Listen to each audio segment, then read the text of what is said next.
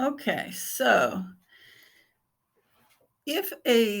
some drugs, if you give too much, and frankly, there's typically a limit for any drug, then the drug becomes toxic to especially affects certain organs like the kidneys, the liver, can affect the nerves. Of course, pregnant women have a lot of special considerations. We use a measure, it's called the Therapeutic Index, or TI.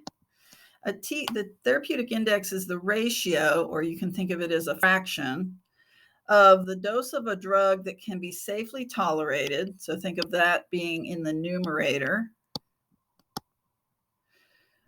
compared to the drug's effective dose. Think of that being in the denominator.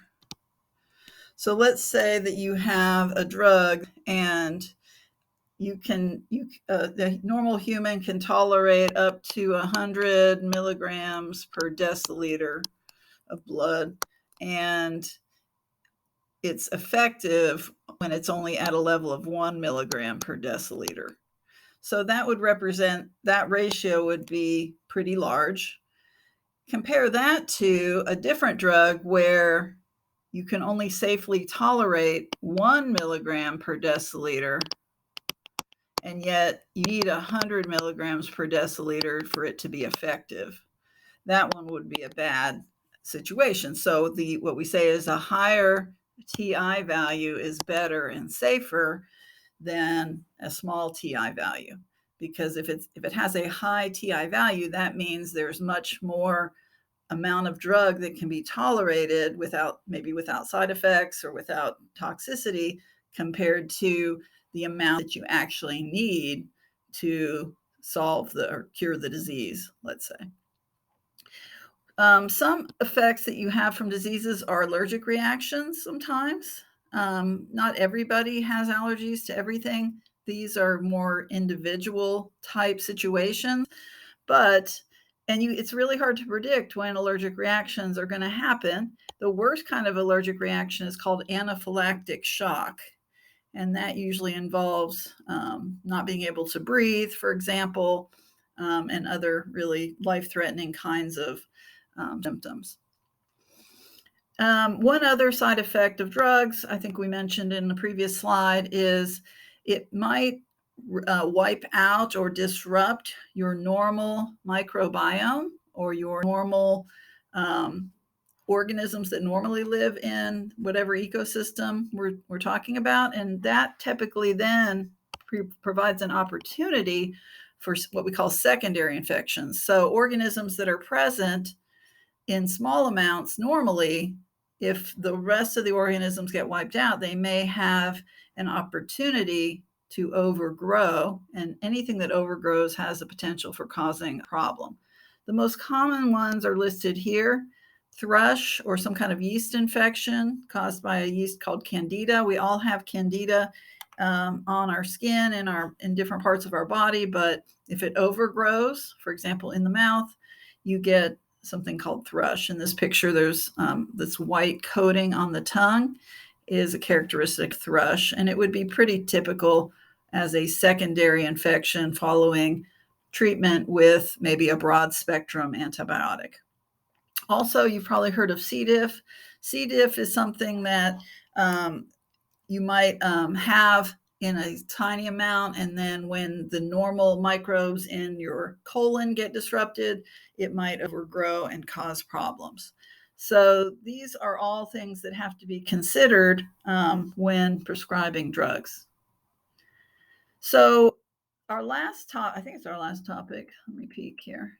Yeah, our last topic here is resistance to antimicrobial drugs. The main kinds of resistance that we, if we're teaching a starting class in microbiology, we think of resistance to antibiotics, for example. And resistance to antibiotics typically is caused by, so we'll be talking about bacterial resistance to antibiotics. Typically, the bacteria somehow acquire a new mutation in a gene they already have. That can happen in just at a low level, just what we call a stochastic or a random event. New mutations happen all the time. It's possible that you could get a one bacterial cell that has a new mutation in a gene, and for whatever reason, that gives that organism resistance to some antibiotic. Another way that once there is a resistance gene or resistance allele in a population of bacteria, it is possible for one cell to pass that gene or pass that allele to other cells through the pili. You'll remember the pili, those were specific kinds of fimbriae which connect two cells, and then DNA can travel across. So it's possible for cells to then pass that resistance gene to other cells. Now, guys, they don't know what, I mean, they probably pass lots of genes on through pili, and it would just be just a matter of luck that they pass the resistance gene on. It's not like they, intentionally only pass that resistance gene on. What we're talking about are a lot of random events, a lot of very low likelihood events, but it can happen because bacteria reproduce so quickly that you have large numbers, that it only takes one bacteria to get a new mutation, then that can start the beginning of a whole population of resistant bacteria. So these very rare and very low likelihood events can still then cause resistance to appear. Now, the problem is, let me skip over to this slide. The problem is, let's say you have an infection, and just by chance, one of those bacteria has a resistance gene. If you take your antibiotics at a high level for the complete course of the prescription, even that resistant cell will get killed. Okay, that's important to know. But the problem is, if you don't take your antibiotic for the entire course, then after the first 3 days, most of the bacteria, 3 days of taking antibiotics, most of your bacteria causing the infection are dead, but those were the sensitive bacteria. And there's just a small number of bacteria left, including the resistant ones. The resistant ones are starting to feel the pressure, but they're still hanging on. And if you continued on for 7 more days, you would kill this resistant guy too. But the problem is, some people feel mostly better after a couple days, so they stop taking the antibiotics. And then what happens is, this one resistant guy who was kind of hanging on, he starts dividing and he starts repopulating your body. And then you have an infection, which includes, thousands or millions of resistant bacteria.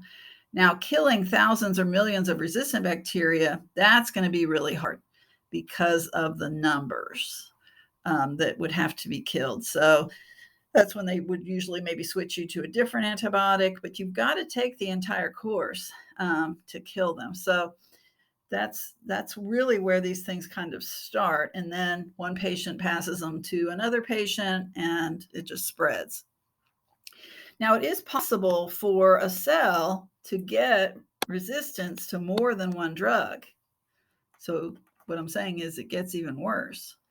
Typically, we have, I don't know if you know this, but bacteria have a chromosome, a DNA chromosome, and they have these little circular DNA molecules in them called plasmids. And sometimes these resistance genes are on these plasmids. And so we have found bacteria that have plasmids that contain multiple resistance genes for different drugs. In that case, we call those R plasmids or resistance plasmids. And those are very easy for cells to pass over the pili to other cells. And so they can spread pretty quickly. All right. So we would call this, if you have a case where a pathogen has genes that give it resistance to multiple drugs, at least 3, we use the term multiple drug resistant pathogen. It makes sense that if an organism is resistant to a particular drug, it's probably going to be resistant to other drugs that are chemically similar to it. One example of that is, let's say you had a bacterium that's resistant to penicillin. It's probably also going to be resistant to methicillin, which you'll remember is a semi-synthetic version of penicillin. So that's called cross resistance. So what that does is it makes the possibilities of what drugs the doctor can prescribe less. It limits his options if the pathogen is resistant to multiple things. So what we sometimes like to do, especially if you have a case of resistance, is to use, trying to kill that resistant organism, is to use more than one drug at the same time. So we come at that kind of infection much harder. We try to kill it, as quickly as we can, and with more drugs. So this is an example of, on this slide, you have a resistant bacterium here, and they're treating it with one kind of drug. This disc here is creating a zone of inhibition. This other drug is creating a zone of inhibition, but you may notice where the two drugs mix and mingle, where they're mixing on the agar plate, you actually get a bigger zone of inhibition with the combination of the two. So synergism is when you can combine more than one drug and have it, the effects of the two drugs is not simply the additive effects of both, but even more. So synergistic means you get more than just the combination. You get an even better response from using the two drugs than either one. So how can we prevent resistance? Like I said, you have to take the entire course of antibiotics. And if you become a healthcare provider, you have to make sure your patients take the entire course. We are still trying to make more semi-synthetic drugs. We are certainly trying to make more synthetic drugs. And a lot of times we're using existing drugs, so we call them second and third generation drugs. But we do need to find some brand new antibiotics, maybe from natural sources. So there's a lot of research being done to try to find organisms that secrete new chemicals that we've never identified before that offer potential as new antibiotics, because we're starting to run out of options amongst the antibiotics that we know. And that's the end of chapter 10.